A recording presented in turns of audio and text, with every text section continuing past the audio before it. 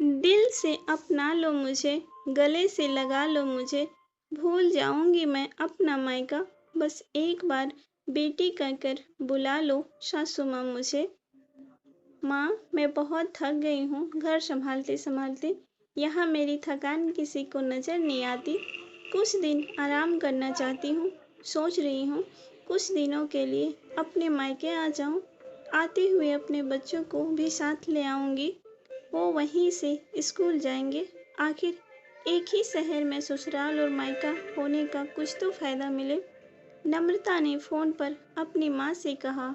पार्वती जी ने दूसरी तरफ से कहा, हाँ बेटा, जब तेरी इच्छा हो आ जाना, आखिर ये तेरा भी तो घर है।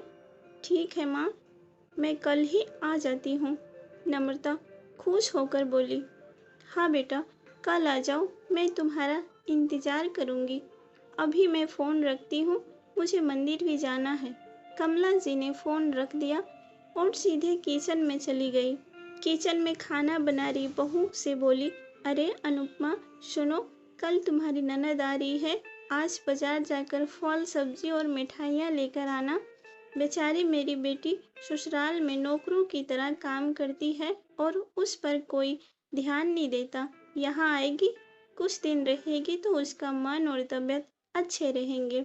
सास के मुंह से ऐसी बात सुनकर अनुपमा का चेहरा उतर गया। वह मन ही मन सोचने लगी, काश आपको मेरी थकावट भी नजर आती। मैं भी दिन रात झाड़ू पोछा बर्तन खाना बनाना मार्केट जाना और वह हर काम करती हूँ जिससे हमारे परिवार वालों को कोई दिक्कत ना हो। काश आप मुझ पर भी ध्यान दे पाती।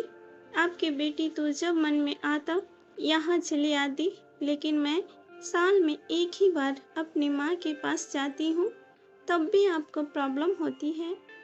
मैं भी इंसान हूँ, मेरा भी मन है। मुझे भी लगता है अपने माँ के पास जाकर थोड़ा आराम करो, सुख दुख की दो चार बातें करो, अपना मन हल्का करो। भगवान अब तुम ही कुछ करो ताकि मेरी सास की आंखें खुले और उसे मेरी थकावट भी नजर आए।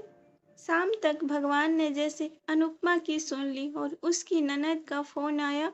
ननद ने अपनी माँ से कहा कि उसकी सास ने उसे मायके आने के लिए मना कर दिया, इसलिए इस बार वो नहीं आ सकती।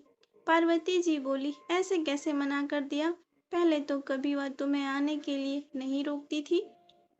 इस बार भला क्या हो गया? लाओ मेरी बात कराओ उससे, मैं समझाती हूँ। नम्रता ने फोन अपनी सास के पास दिया। पार्वती जी ने कहा, नमस्कार समधन जी, आपसे कुछ कहना था। समधन जी ने कहा, कहिए। दरअसल नम्रता कल त्योहार है, इसलिए अपने मायके आना चाहती है। अगर आप उसे भेज दें तो अच्छा रहेगा।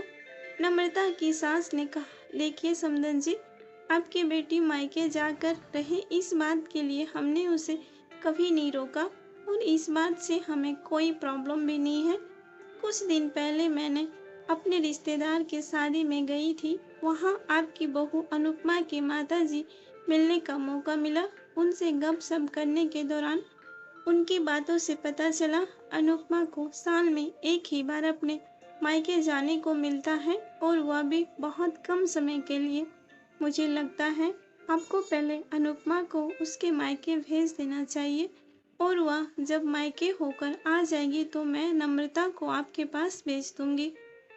एक बात जरूरी है, मुझे लगता है आपको समझ लेनी चाहिए कि आपको अपनी बहू को भी बेटी की तरह या बेटी से भी ज़्यादा प्यार देना चाहिए।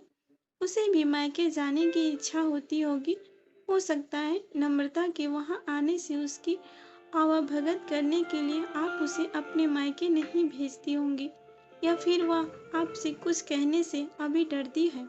अगर आप उसको घर पे ही कैद रखोगी तो एक दिन ऐसा आएगा जब वह आपके खिलाफ बोलने लगेगी, फिर वह आपकी सुनेगी भी नहीं और जब चाहे तब मायके जाएगी।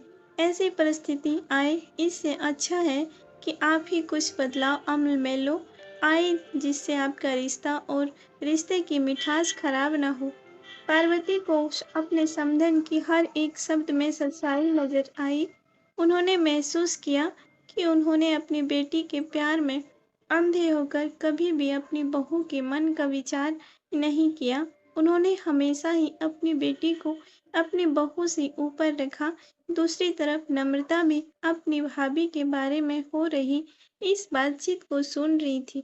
उसने भी रियलाइज किया कि वह कभी भी अपनी भाभी के साथ ठीक से बात नहीं करती और जब जब वह अपने मायके जाती तो भाभी थोड़ी उदास रहती है।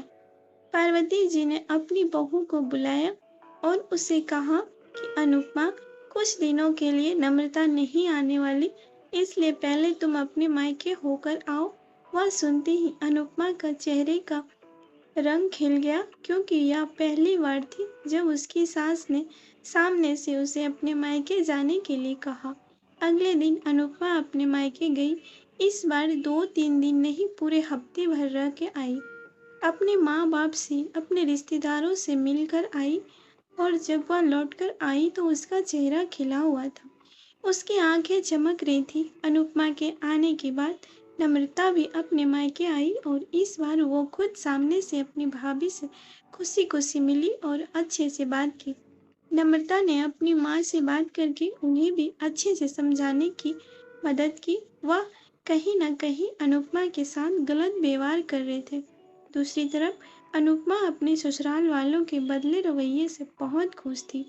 अब वह खुशी खुशी से सबका ध्यान रखती और हर काम प्यार से करती। वह ध्यान रखती कि कोई भी ऐसी बात या काम ना करे जिससे घर वाले में तनाव का माहौल पैदा हो सके। पार्वती जी अपनी बहू को खुद ही समय समय पर मायके भेज दिया करती।